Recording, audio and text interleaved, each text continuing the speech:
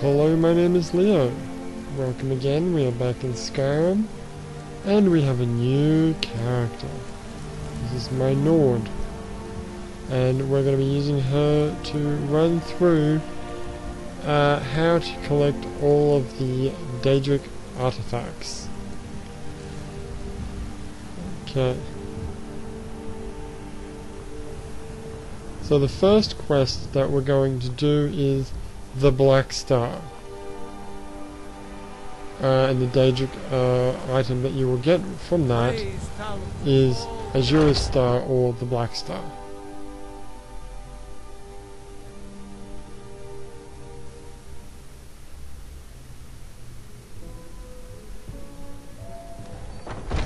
You have come. You have come to hear the word of Talos. No, I haven't. I do not care about the word of Talos. Get out of my way.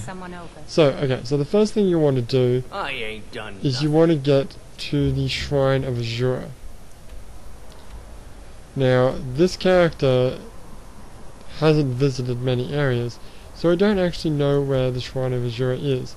An easy way to find out where the Shrine of Azura is to go to an inn and talk to the barmaid, or barman, whichever the case may be, and ask about any rumors. Have you seen that Shrine of Azura?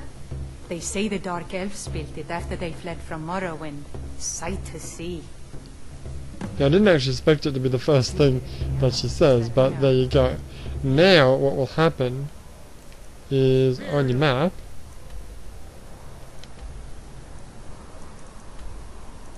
it will actually show the shrine as a blacked out thing. And we've also got a miscellaneous objective to go there, which is perfect.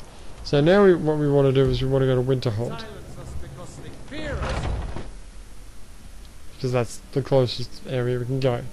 Now, even if you haven't ever been to Winterhold, in my case I have, you can always just, you know, go to a major city and out the front catch the, the horse cart to go to the major city. I'm not going to do that because it's going to take too long. So I'm simply going to fast travel to Winterhold.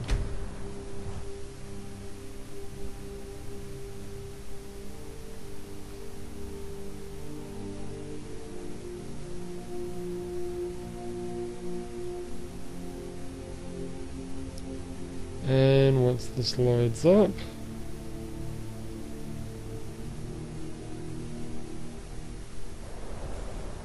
okay, so now we are in Winterhold, and we merely need to follow... Oh, is that my horse? Bingo. Now we simply need to follow the waypoint cursor until we get to where we need to go.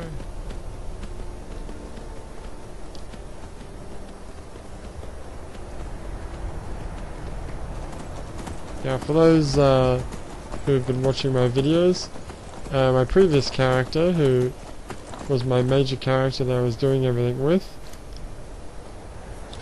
I finished that last final quest, and pretty much I've done everything that I could possibly do with that character. So I'm probably never ever going to use that character ever again, unless, you never know, they come out with another DLC. In which case I'll dust off the old Leo and do the new quest. I actually realised that I've got a save for Leo which is before actually starting the Dawnguard DLC.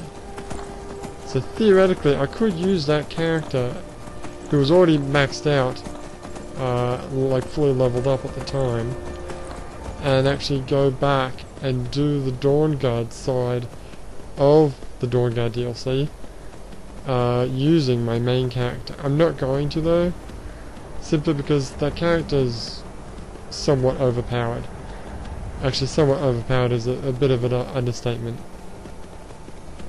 So I'm going to use my Imperial character, which I've used before, who is not quite as leveled up, only level 27, which will provide me with a bit more of a challenge on Master difficulty, which is what I want. That character is actually a lot stronger than what she used to be now, especially with that new crossbow. It does 55 damage. Okay, so this colossal structure, as the game has rightly said, is the Shrine of Azura. So we'll climb up here, interact with the shrine, and see what happens. Or talk to this person, whichever the case may be. Hello. Azura has seen your coming, traveler. It was not curiosity, but fate that has led you here. Seen my coming? What do you mean? Azura has given me the gift of foresight. I had a vision of you walking up the steps to this altar, long before you were born. That's creepy. You have been chosen to be her champion. I know it is unexpected, but do not worry. It will all unfold as she has predicted. Very well. What does Azura need? You must go to a fortress, endangered by water, yet untouched by it. Inside, you will find an elven mage who can turn the brightest star as black as night. It is cryptic, I know, but Azura's signs are never wrong. I believe the fortress may refer to Winterhold. Ask if they know this elven enchanter. I'd like to know more about Azura. She is the goddess of dawn and dusk. Azura sees into the twilight of the future and guides her followers through it. Are you all alone here? Yes, there were others at first, but Azura's visions tested everyone's faith. One by one, they left, afraid to know their own future. But I refuse to abandon the shrine. The visions are a gift. Azura warns me of tragedy, war, death, before it happens. I won't leave her guidance. Where did this shrine come from? My people, the Dunmer, pretty big. built it. We fled from Morrowind after Vardenfell erupted, almost 200 years ago. Those of us who were faithful to Azura were given a vision that led us away from the island before the worst came. This shrine is our thanks to her, that none will forget that she watches over us all.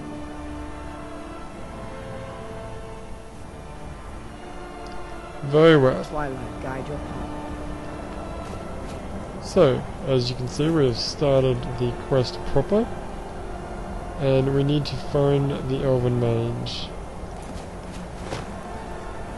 And to do that, we are going to go back to Winterhold.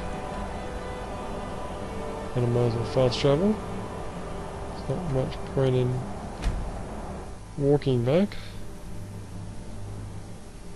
I certainly have no qualms about using the marvel that is fast travel, since I'm doing this a second time.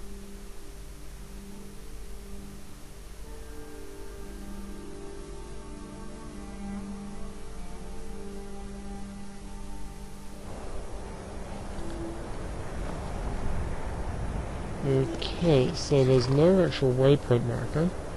I don't really know anyone at the college. I guess everyone just assumes I do because I'm a Dun. But let's just... Alright then. What do you need? Yeah, I didn't think he'd know.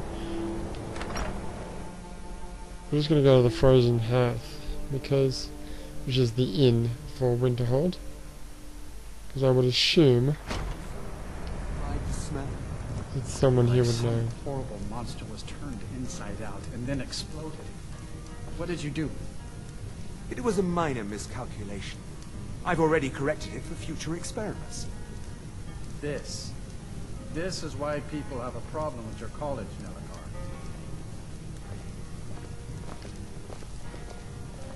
Just say the word if you need a drink or something to eat. Why, hello there, Nillikor. I don't deal with any college applicants these days, so don't bother asking. I'm looking for an elven mage who studies stars. Who sent you? Was it the college? The Jarl? We agreed there would be no more questions. So this is obviously the guy I need to talk to. So we've got a few different options here. I'm pretty sure my persuasion's not going to work, but let's try it. A priestess of Azura sent to me. You're working with the Daedra? Right. Now tell me the one about the Argonian maid and the lusty baron. Okay, never mind. How long are we gonna let Alright, look, I'm willing to pay. Here's 125 gold. A few coins for my soul. If only you understood the irony. What do you know about soul gems? I think Yurna might disagree with you. Soul gems? What are you asking? That's what caused all the trouble. Soul gems are used in enchanting, but they break afterwards. Except one. Azura's Star. A Daedric artifact that allows any number of souls to pass through it. Some of us wanted to find out how. I was working under Malin Varen then. If only we knew what he was really planning. What did Marlon do? Malin wanted to alter the star. He was dying, disease. He thought he could store his own soul inside, become immortal. It drove him mad. Students started dying. Eventually, the college exiled him. He took a few loyal disciples to Ilinalta's Deep and vanished. Look, I don't care who asked you to find the star, but don't take it back to Azura. The Daedra are evil. They're the reason Malin went insane. How does Azura's star work? I mentioned how the star is a soul gem, only it never gets depleted.